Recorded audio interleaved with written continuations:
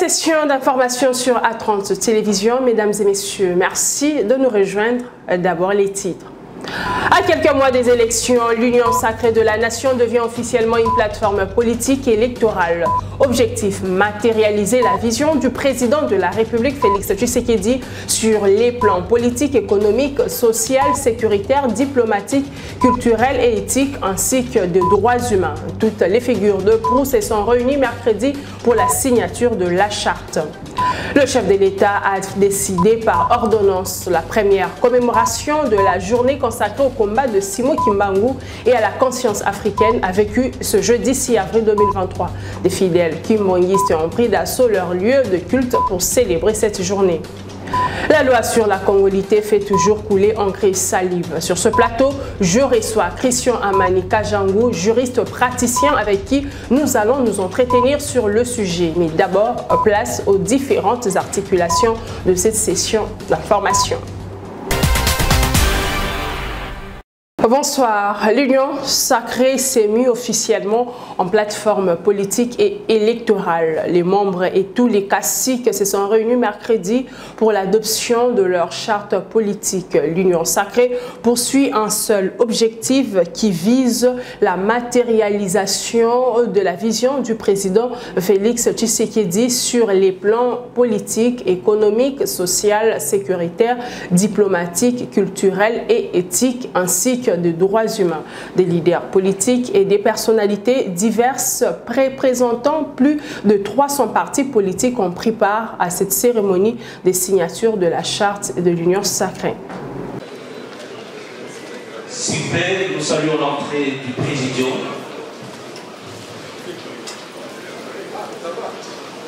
Créée en 2021 par le président de la République Félix-Antoine Tshisekedi Tshilombo, l'Union sacrée de la nation s'est dotée ce mercredi 5 avril 2023 d'une charte de structuration, ce qui dit mutation plateforme politique électorale. La charte a été adoptée et signée par le membre du présidium en tant que personnalité et les présidents des partis politiques de l'Union sacrée de la nation. Dans son discours, Christophe Mbosso a appelé les signataires de la dite charte au respect des règles prescrites. Au total, 308 chefs de partis politiques viennent de signer la charte de l'Union sacrée de la nation. Je voudrais dire à ces chefs de parti grand merci pour leur confiance et pour leur fidélité. Son Excellence Félix-Antoine Tshisekedi Tshilombo, initiateur de l'Union sacrée de la nation, haute autorité politique de l'Union sacrée, président de la République, chef de l'État. Nous leur disons grand merci. C'est maintenant que commence les travaux.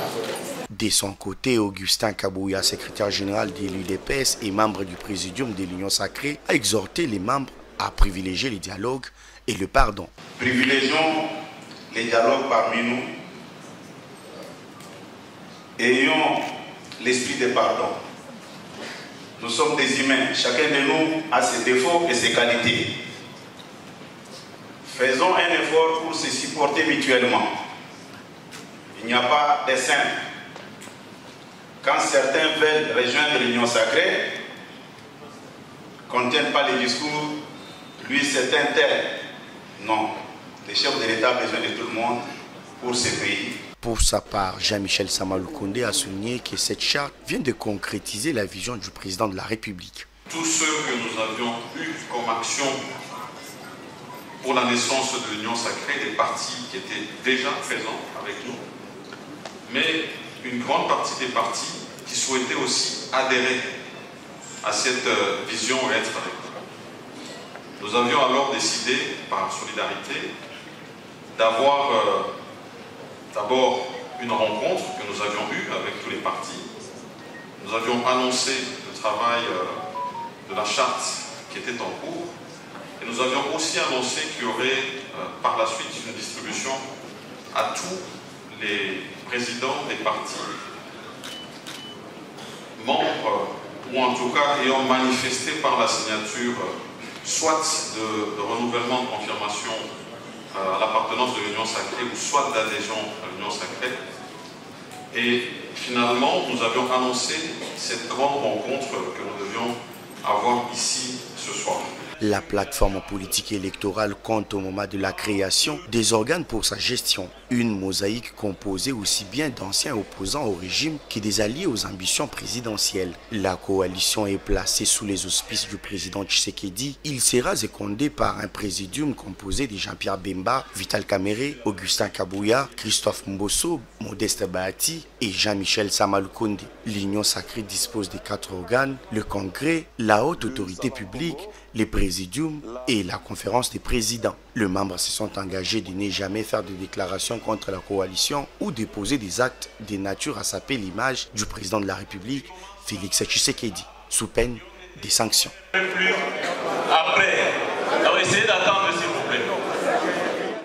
Après la signature de la charte de l'Union sacrée de la nation, plusieurs leaders politiques ont donné de la voix en guise de satisfaction à l'accompagnement de la vision du chef de l'État Félix Tshisekedi. Ils sont au micro de Merveille Kitita. Et aujourd'hui, en signant, nous prenons un engagement solennel à donner au président de la République, Félix Antoine Tshisekedi Tshilombo, une majorité écrasante à tous les niveaux. Et aujourd'hui, c'est un peu comme un engagement. Cette signature est considérée pour moi comme un engagement. Et c'est un jour solennel et vraiment un jour historique. Il faut rappeler que c'est un jour historique.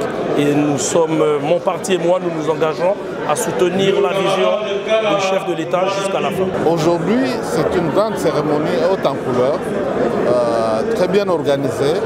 Bien sûr, sous le leadership du Présidium, je pense que tout est mis en marche pour la victoire finale du président de la République, notre candidat champion Félix Antoine Tshisekedi Tshilombo. Nous n'avons pas hésité à poser notre signature sur la charte de l'Union sacrée, étant donné que par rapport à sa conception, par rapport au contenu, on trouve notre idéal, on trouve au moins la faveur pour la population entière. C'est une charte qui décrit plusieurs aspects, entre autres sur les plans d'éthique et les plans éthiques et des morales. On trouve des avantages liés à notre bonne conduite. Aujourd'hui, nous venons matérialiser cet engagement-là. Nous confirmons à l'unanimité que nous sommes derrière le président de la République, Félix Antoine Tshisekedi Tshilombo. Et à travers cet engagement, une plateforme, une famille politique s'est créée pour les échéances à venir, les élections 2023, où nous sommes engagés résolument à lui apporter une majorité très écrasante. Rendons-nous à présent à l'Assemblée nationale. Adoption de 8 projets de loi de ratification des ordonnances loi prises en exécution de la loi portant habilitation du gouvernement durant les vacances parlementaires. Il s'agit notamment du projet de loi fixant les principes fondamentaux relatifs à l'organisation de la santé publique, la loi portant principes fondamentaux de la protection de l'environnement et la loi sur la liberté de la presse. Reportage. La plénière convoquée mardi à la Chambre basse du Parlement a examiné et adopté 8 projets de loi portant ratification des ordonnances loi prises par le gouvernement dans le cadre de la loi d'habilitation. Il s'agit du projet de loi portant ratification de l'ordonnance loi fixant les principes fondamentaux relatifs à l'organisation de la santé publique ou encore la loi sur l'exercice de la liberté de presse. Texte présenté respectivement par le ministre de la Communication et de la Santé. La loi qui régissait la presse jusqu'alors datait de 1996, il y a 27 ans. Nous avons travaillé avec toutes les organisations professionnelles du secteur pour parvenir à élaborer cette loi qui est en réalité les textes mères qui va régir la profession, notamment la question de la viabilité des médias. C'est une loi qui a été portée par le président de la République. Le président, le chef de l'État, Félix Antoine Tshisekedi Tshilombo, qui voulait à ce que les Congolais disposent d'une loi sociale qui leur permette d'accéder aux soins de santé de qualité sans se ruiner financièrement.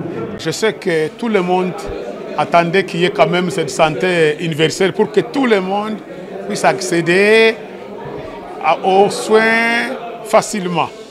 Mais je crois que la crainte reste. Le financement de la promotion de la santé universelle pose un peu problème parce que l'article 128 bis dit que le financement doit provenir, même la taxe à créer sur toutes les importations. Il y aura 2% à prélever sur les importations.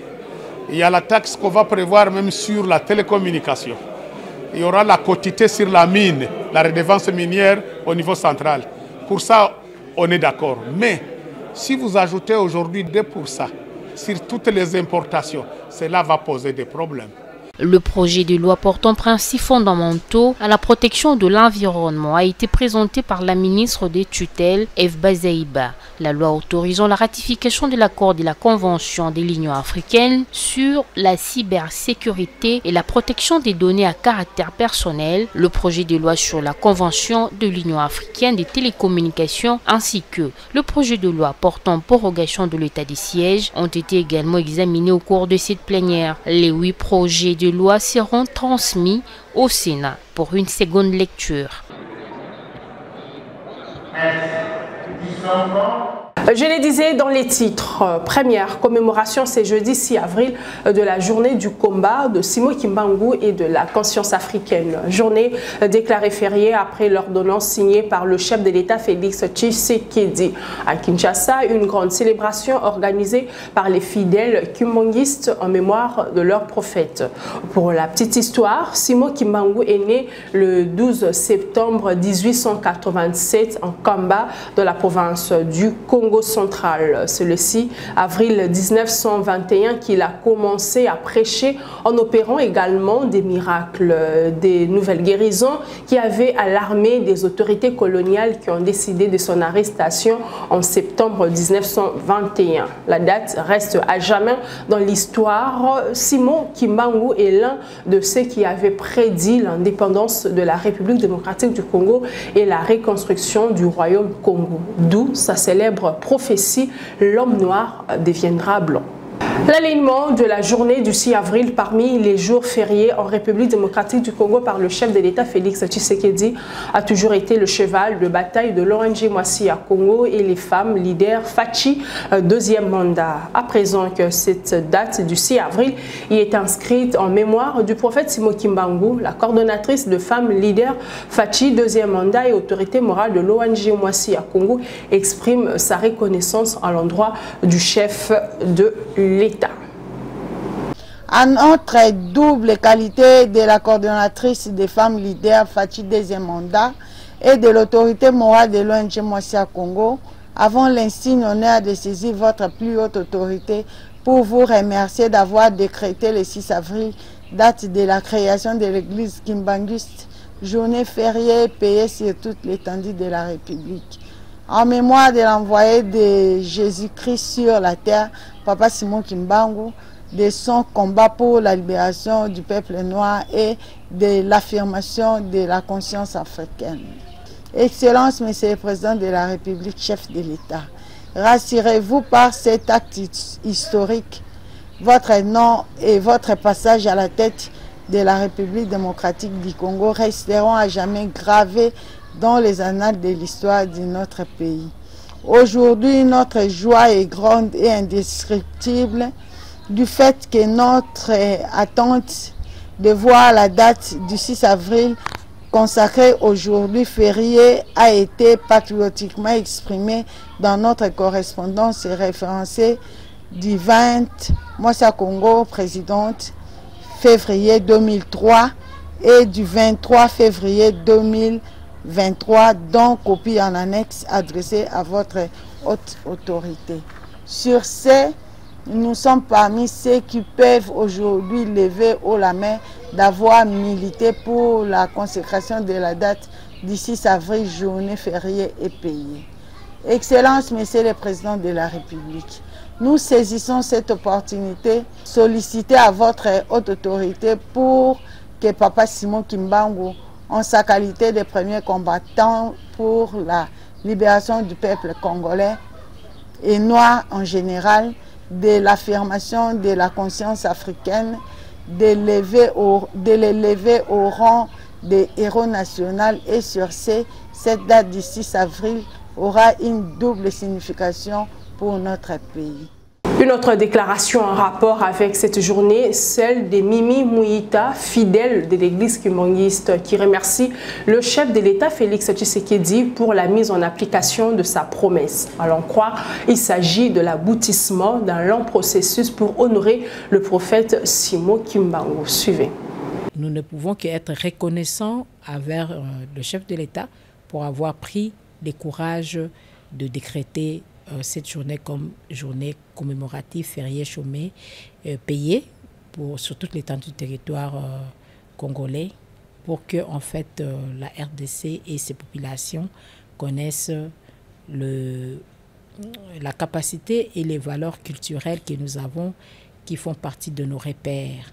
Donc, nous pensons que là où se trouve aujourd'hui le chef spirituel de l'église kimbangiste, Papa Simon Kimbangu, qui a gagné son éminence à Brazzaville, il est très, très ému, je pense, avec tous les fidèles kimbangistes du monde entier, et ainsi que je pense que tous les Congolais et puis les Africains, parce qu'il s'agit d'un patrimoine national africain que nous sommes en train de commémorer ici, en tenant compte de toutes les diversités religieuses aussi, qui partagent pas notre religion, pas notre foi kimbangiste, mais qui partagent aussi notre connaissance par rapport à notre culture congolaise, qui connaissent à peu près qui est Papa Simon Kimbangu et quelle était sa mission ici sur Terre pour l'homme noir, en particulier le Congolais. Cela est une commémoration, moi je pense, qui éveille aussi les consciences occidentale ou puis la conscience aussi africaine, la conscience congolaise sur nos valeurs, sur Papa Simon Kimbangu et sur sa mission, sur sa lutte pour valoriser l'homme noir et puis l'humain en général. Autre chose à présent, soucieux d'améliorer la situation de la voirie dans la province du Kasaï oriental, surtout de stopper la multiplication des érosions, le gouverneur Patrick Mathias Kabeya, en mission à Kinshasa, a été reçu par le ministre des ITP, Alexis Guissaro. Ils ont longuement échangé sur la situation de la province. Après audience, le gouverneur du Kasaï oriental a déclaré que les fonds sont débloqués pour lutter contre l'érosion qui menace de sectionner en deux l'avenue Kalonji. Suivez. La problématique des infrastructures routières dans la province du Kasaï oriental ainsi que celle des érosions était au centre de la séance de travail que le ministre d'État, ministre des ITP Alexis Guissaro Mouvouni, a eu avec le gouverneur de la province du Kasaï oriental. En effet, dans le cadre du désenclavement de la dite province, plusieurs projets routiers sont en cours d'exécution. Il s'agit notamment du projet sur la route Kalambambouji-Mbujimaï-Kananga. Notons qu'ici, après la signature du contrat avec le BCECO, sous la supervision du ministère des Travaux publics, les travaux ont déjà débuté sous l'exécution de l'entreprise TOA. Pour ce qui est de la route Mbujimaï-Kananga, l'exécution des travaux a pris un peu de retard à cause de quelques difficultés liées à l'harmonisation de vues sur son financement. Puisque l'équivoque vient d'être levé à ce sujet, les travaux vont débuter incessamment. En ce qui concerne les têtes d'érosion dans la ville de Mbujimaï, l'autorité provinciale a exprimé son inquiétude face aux dégâts causés par les dernières pluies diluviennes qui ont emporté près de 70 habitations. Pour le ministère, ces érosions très actives seront bientôt prises en charge car elles font partie des priorités du gouvernement qui tient à protéger l'aéroport de Bipemba. Je suis venu parler avec lui parce qu'il y a déjà des projets qui sont en cours mais qui connaissent quelques difficultés. Voilà pourquoi je suis venu lui parler, mais également échanger avec lui sur la problématique de la nationale numéro 1. En rapport avec les érosions, il y a déjà un début de décaissement qui a commencé. Les travaux vont commencer bientôt. Et par rapport à la nationale numéro 1, l'Excellence nous a dit que non, une solution va être trouvée bientôt et qu'il travaille déjà avec ses équipes.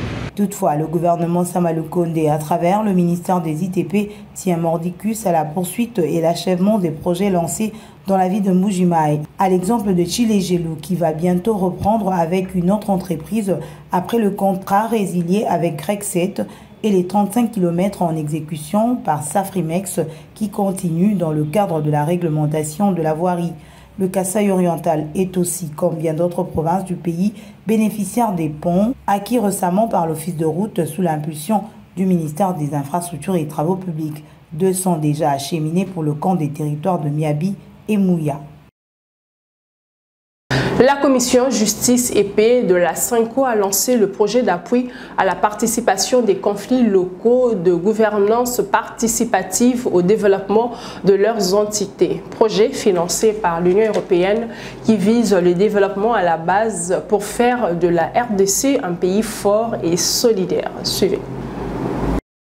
Au total, 11 provinces dont la ville de Kinshasa sont concernées par le projet d'appui à la participation de CLGP, le comité local de gouvernance participative au développement de leurs entités. Financé par l'Union européenne, le projet est exécuté par la commission Justice et Paix de la SENCO à travers les CLGP en collaboration avec Cause Rurale, une autre organisation de la société civile via ses foyers de citoyenneté. L'expertise de ces deux organisations sont reconnues par les délégués de l'Union européenne Alphonse Kassongo qui a souhaité bon vent à ces projets prévus pour une durée de 3 ans. Je nous souhaite pour ces projets plein succès dans l'espoir que chaque partie prenante de ces projets va s'acquitter honorablement de ses engagements et que la population congolaise qui est bénéficiaire finale de ces projets saura nous en être fiers et nous en remercier. À travers cette initiative, l'objectif est d'amener également la population à participer à la gestion quotidienne de leurs entités. Ce projet, la particularité, c'est qu'il a 2 volets importants. Dans le premier volet, nous allons promouvoir l'accès des communautés à travers le CLGP aux mécanismes de participation citoyenne auprès des autorités. Qu'ils aient des espaces de dialogue entre nos CLGP et les autorités, espaces dans lesquels ils vont échanger autour des problèmes de la communauté.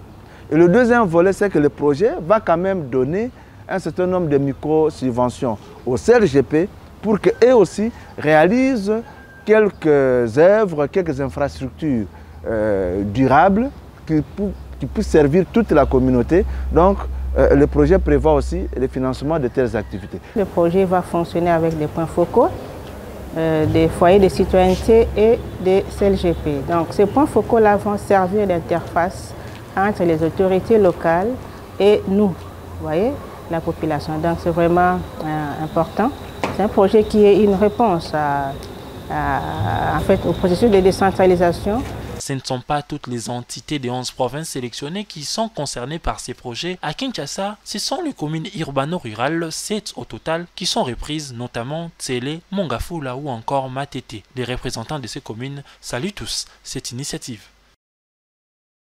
Culture, lancement ce vendredi 7 avril de la première édition de la soirée Mokangano, initiative de l'ONG Yes African qui vise à soutenir la création de classes multilingues basées sur la langue maternelle de l'enfant congolais non francophone. Au programme karaoké, buffet, blind test et tant d'autres activités. Les organisateurs ont annoncé ce jeudi l'ouverture de la billetterie. Reportage. Yes Africaine présente la première édition de Mokangano. La première édition de la soirée Mokangano, c'est déjà pour ce vendredi 7 avril 2023, à partir de 18 h à Kinshasa.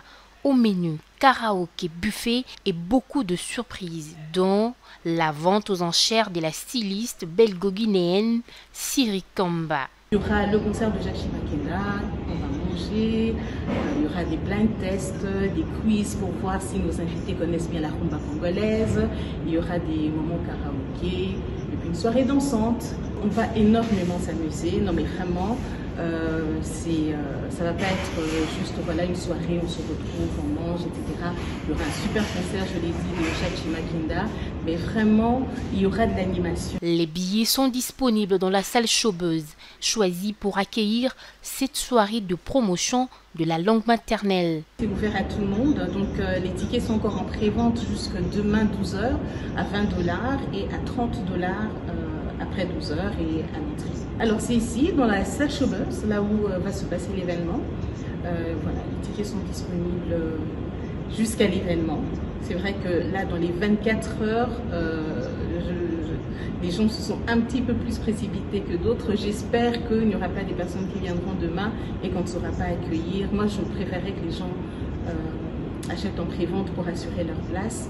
Mais voilà, donc pour l'instant, il y a encore de la place pour demain. Mokangano est une soirée de soutien à la promotion de la langue congolaise, une initiative de l'ONG Yes Africaine. Mokangano, ça veut dire réseau. Les gens qui se mettent ensemble pour pouvoir faire quelque chose. Et donc voilà, j'espère que c'est une première édition, ce ne sera pas la dernière, et que suite à cette soirée, non seulement on va pouvoir récolter des fonds pour les deux projets dont je vous ai parlé, mais qu'on va vraiment se constituer en un réseau de citoyens, de société civile, des acteurs sociopolitiques, pour pouvoir faire avancer l'enseignement multilingue basé sur la langue maternelle. On passera un super moment en faveur de l'accès pour chaque enfant congolais à un enseignement de qualité multilingue basé sur la langue maternelle.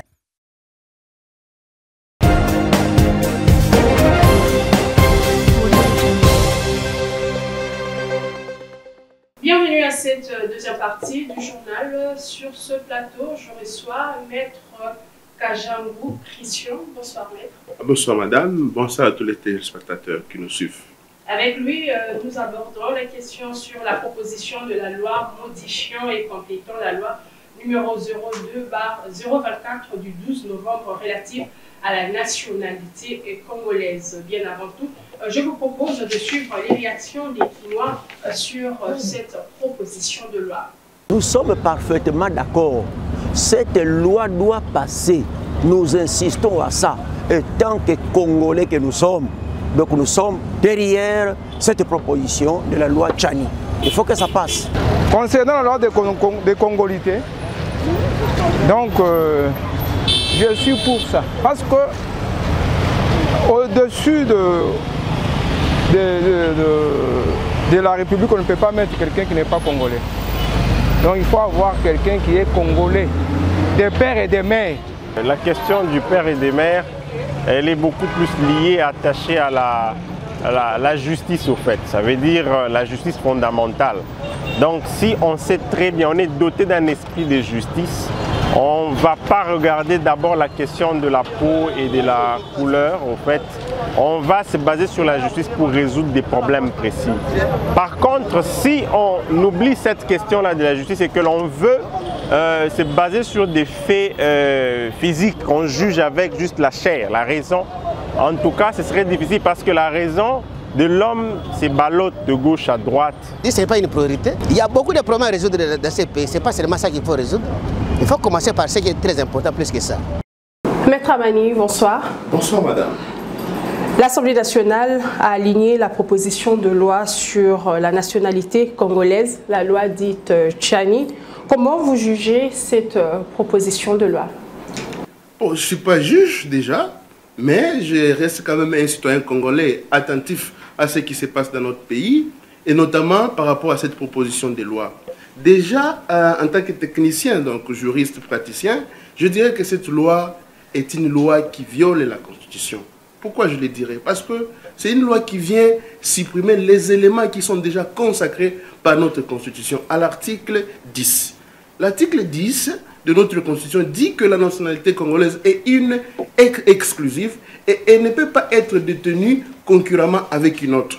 Et elle poursuit en disant que la nationalité congolaise est soit d'origine, soit d'acquisition individuelle.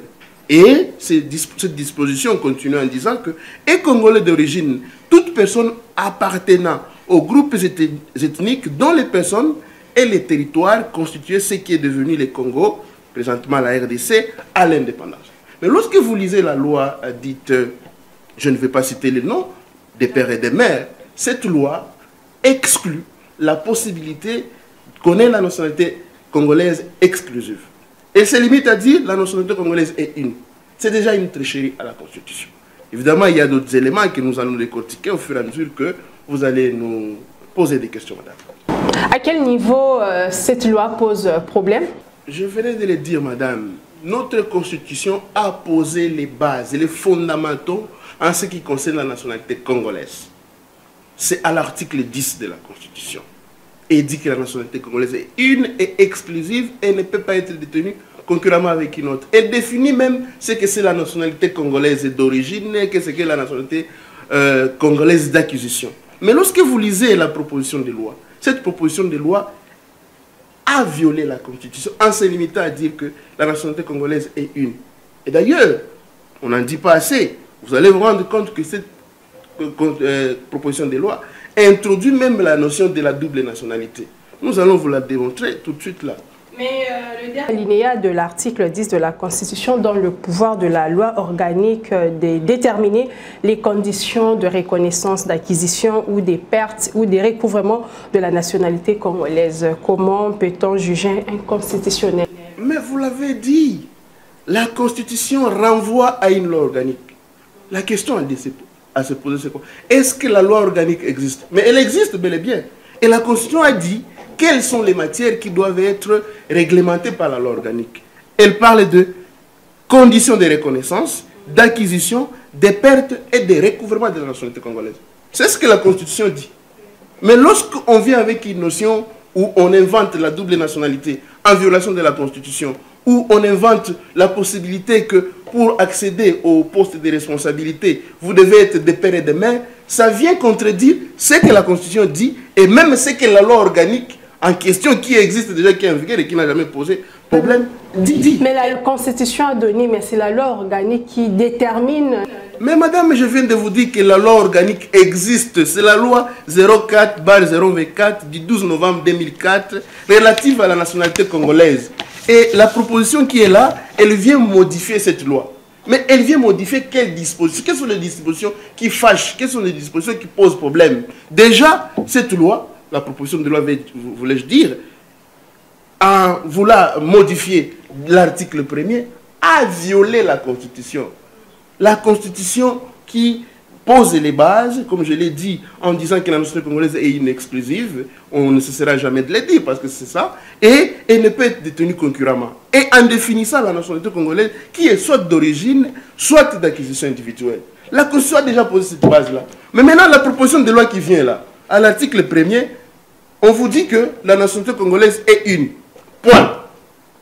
Ce qui contredit la Constitution déjà, parce qu'on a exclu la possibilité de ce que prévoit la Constitution, les termes exclusifs, et même ce que prévoit la Constitution, et ne peut être détenu concurremment avec une autre. On exclut ça dans une loi organique qu'on est en train de vouloir proposer pour corriger une loi qui existe. Or, cette loi qui existe, la 04/024 du 12 novembre 2004, a repris la définition, les éléments fondamentaux qui sont déjà consacrés par l'article 10 de la Constitution. Et c'est là que nous disons que c'est une loi qui viole la Constitution, déjà à partir de l'article 1er de la proposition. Et lorsque la loi dite des pères et des mères, lorsqu'elle permet à ce que des Congolais obtiennent cette double nationalité, est-ce que cela aussi pose des problèmes? Parce que ça donne à tout Congolais le plein droit, même si elle vient juste verrouiller le poste de souveraineté. En quoi... Je comprends que là, vous voulez aborder la question de la double nationalité. Cette proposition de loi, même si on ne le dit pas, si on se limite à dire de père et de mère, cette proposition de loi vient ouvrir la brèche à la double nationalité, en enlevant déjà les termes exclusifs qui est consacré par la Constitution, mais aussi en insérant l'alinéa D qui dit « Toutefois, tout Congolais résidant habituellement à l'étranger qui acquiert une nationalité congolaise, étrangère, voulais-je dire, ne perd la nationalité congolaise que si elle les déclare expressément. » Qu'est-ce que cela veut dire? Cela veut dire que vous pouvez détenir la nationalité congolaise et vous pouvez détenir une nationalité étrangère tant que vous n'avez pas encore déclaré expressément renoncer à la nationalité congolaise. Vous voyez? Maintenant, cette proposition de loi, de cet alinéa-là dans la proposition de loi, n'est pas en adéquation avec la Constitution qui a dit que la nationalité congolaise est inexclusive.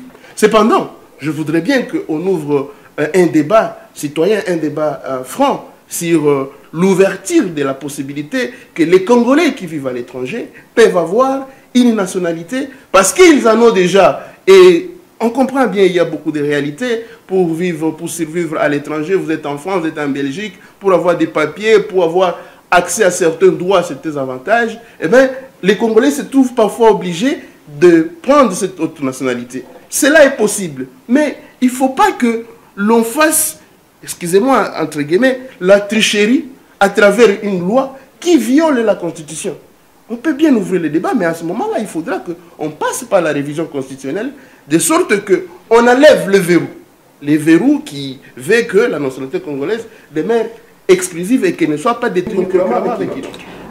Maître Kajou, où est le mal aujourd'hui si le Parlement, déjà qui a modifié la loi, alors qu'au final, c'est à la Cour constitutionnelle de déterminer la conformité de la dite loi?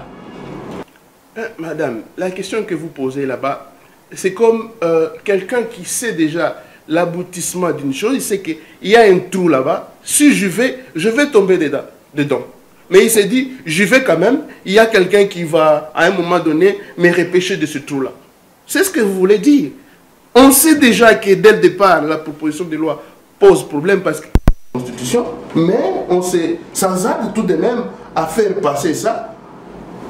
En sachant que demain, on peut demain, quand ça va arriver devant le juge constitutionnel, qui est le seul compétent qui a le pouvoir de déclarer une loi inconstitutionnelle, va pouvoir la déclarer inconstitutionnelle.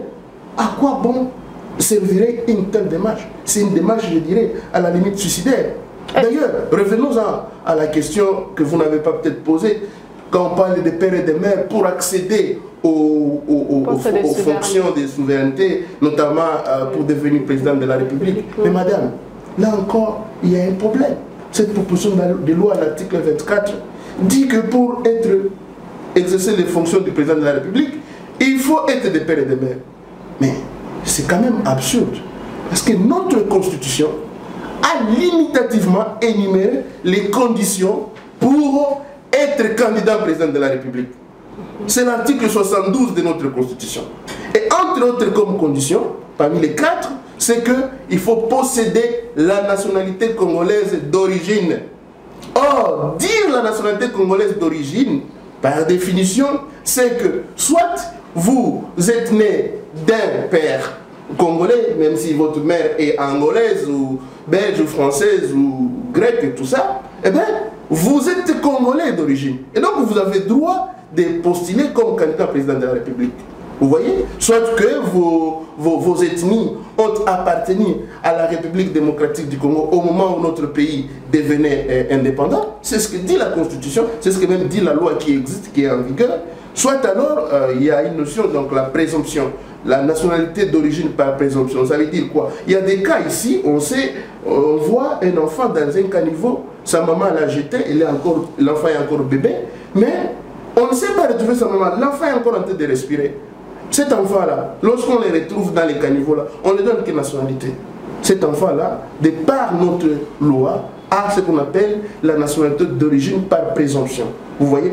Et donc, nationalité d'origine, c'est ça la condition que la Constitution a posée à l'article 72 pour devenir président de la République.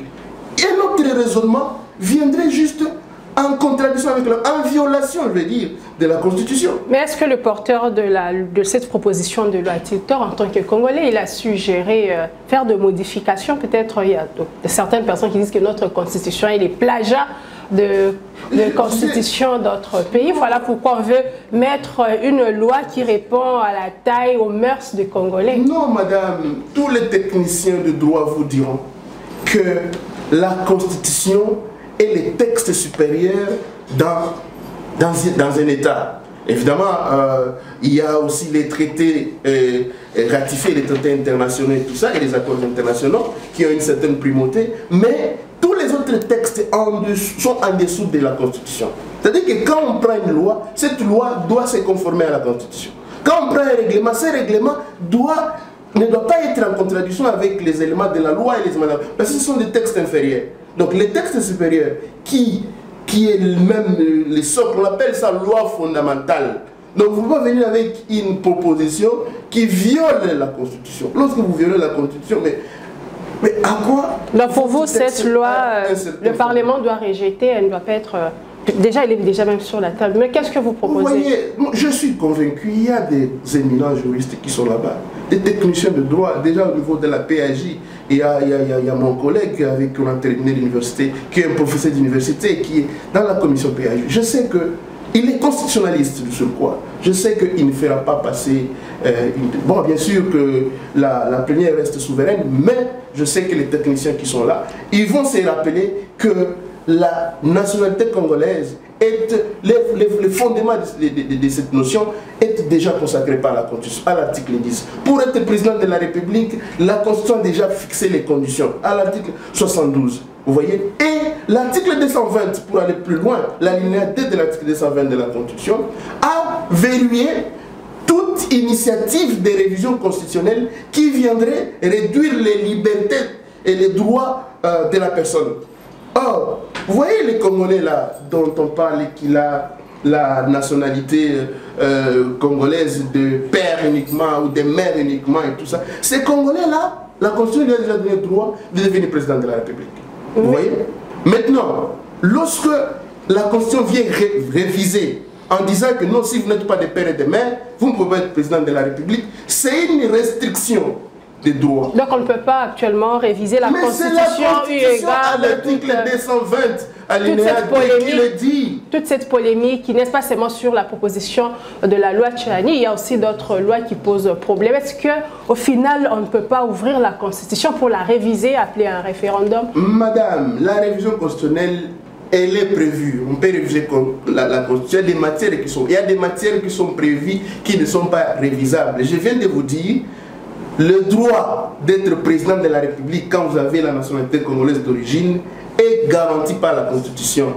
Vous voyez, c'est un droit de la personne. Maintenant, si vous venez, vous dites non, vous êtes congolais d'origine, mais vous n'avez pas tous les deux parents congolais, vous avez réduit les droits de ces Congolais-là. En réduisant leurs droits, la Constitution a dit, à l'article 220 alinéa 2, que tout est informellement interdit. Informellement interdite toute révision constitutionnelle qui a pour effet de réduire les droits de la personne. Si vous êtes d'accord avec moi que les Congolais nés d'un seul parent congolais ont le droit de briguer à la magistrature suprême, le fait qu'une loi vienne pour changer cela, c'est une restriction du droit de la personne. Vous allez comprendre qu'on ne peut pas réviser la Constitution pour ces cas. Maître, merci d'être passé à Actu 30 Télévision. Mesdames et messieurs, c'est la fin de cette édition. Merci de l'avoir suivi. Je vous retrouve demain à la même heure et sur la même chaîne.